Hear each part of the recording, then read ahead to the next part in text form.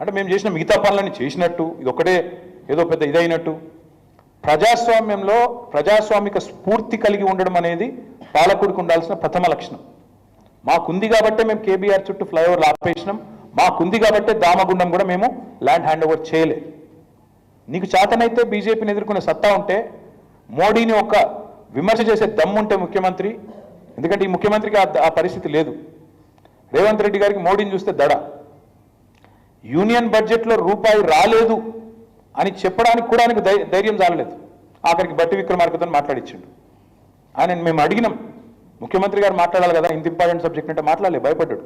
నిన్న కూడా అక్కడ పోయి ఒక బీజేపీ నాయకుడు మాట్లాడినట్టు దేశ రక్షణ ముఖ్యం, దేశం మేము కాదన్నామా దేశ రక్షణ గురించి?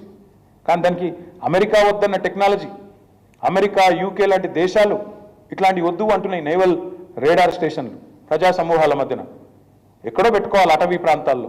అట్లాంటిది నువ్వు ఇవాళ వికారాబాద్లో తీసుకొచ్చి పెట్టి చుట్టుపక్కల ఉండే ప్రజలకు, పర్యావరణానికి అన్నిటికీ ఇబ్బంది కలిగే విధంగా చేయడం ఏ రకంగా సమంజసం, ఏ రకంగా మీరు సమర్థించుకుంటారు? మూసీకి పురిట్లో మోసం చేసి అన్యాయం చేసి కిందికి వచ్చి సుందరీకరిస్తా అంటే ఎవరు నమ్ముతారని అడుగుతున్నాం. అందుకే హైదరాబాద్ ప్రజలను అప్రమత్తం చేయడానికి, హైదరాబాద్ పేద ప్రజలకు అండగా నిలబడడానికి బీఆర్ఎస్ పార్టీ కదులుతుంది. మేము క్షేత్రస్థాయి పర్యటనలు మొదలు పెడతాము. ఇంకా మరి అంటారు కదా, దసరా తర్వాత జమ్మి చెట్టు మీదకి వెళ్ళి పూజ చేసి బయలుదేరాలని. అందుకే మేమందరం కూడా పార్టీ పరంగా నిర్ణయం తీసుకున్నాం. తప్పకుండా ఎక్కడి వరం అక్కడ అన్ని నియోజకవర్గాల వారీగా నియోజకవర్గ ఎమ్మెల్యేలు, గౌరవ కార్పొరేటర్లు, అదేవిధంగా సీనియర్ నాయకులు, ఎమ్మెల్సీలు అందరం కూడా కలిసికట్టుగా కదులుతాం. ప్రజలు కూడా మేము వారికి అప్పీల్ చేస్తూ ఉన్నాం. హైదరాబాద్లో మీకు ఎక్కడ ఇబ్బంది కలిగినా దయచేసి మీ స్థానిక శాసనసభ్యుడు కానీ, స్థానిక కార్పొరేటర్ కానీ, ఒకవేళ వారు అందుబాటులో లేకపోతే, ఎక్కడైనా మా ఎమ్మెల్యే లేకపోతే స్ట్రైట్గా తెలంగాణ భవన్ కానీ రండి. ఇక్కడ మా కేంద్ర కార్యాలయంలో party office general secretary రావుల్ Chandrasekhar Reddy గారు ఉంటారు.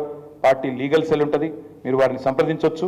తప్పకుండా మీకు న్యాయం లభిస్తుందనే మాట మరొకసారి చెప్తూ, ఈ నిర్ణయాలు ఏవైతే మేము ఇవాళ తీసుకున్నామో వీటిని తొందరలోనే క్షేత్రస్థాయి పర్యటనలతో అమలు కూడా మొదలు పెడతామని తెలియజేస్తాం.